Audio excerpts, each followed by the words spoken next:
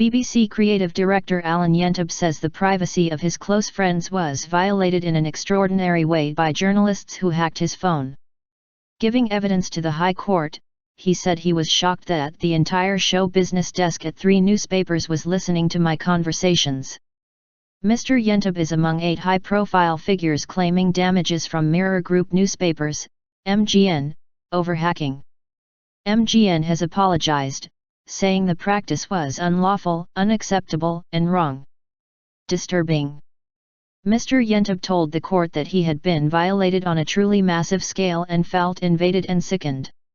It feels as if someone has been able to go in and out of my home, the most private of places, and search through my personal belongings day in, day out, helping themselves to whatever they think might be worth something, he said.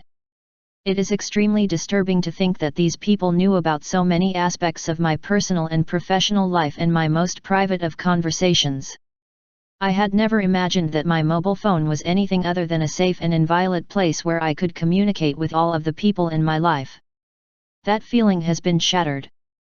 On Wednesday, David Sherburne, who is representing Mr. Yentob, said his client's voicemail was an Aladdin's cave of stories for Mirror Group journalists. Mr. Yentob, who is editor and presenter of the Imagine series, had one of the most valuable address books. It was famous, he said.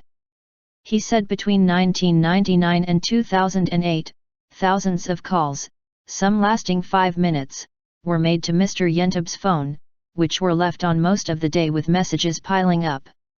Mr. Yentob said, at that time, he would have been in regular contact with, among others, Lady Ruth Rogers and her architect husband Richard, the then BBC Director General Greg Dyke, author Salman Rushdie and Alastair Campbell at Downing Street.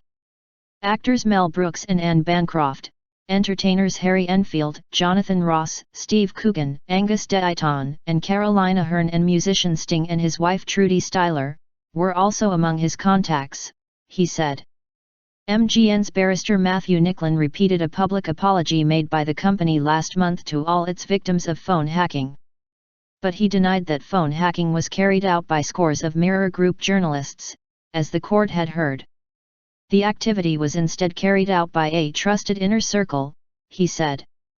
The hearing at the High Court in London is considering cases brought by Mr. Yentob, soap stars Shane Ritchie, Shabna Gulati, and Lucy Benjamin, former footballer Paul Gascoigne, actress Sadie Frost, TV producer Robert Ashworth and flight attendant Lauren Alcorn.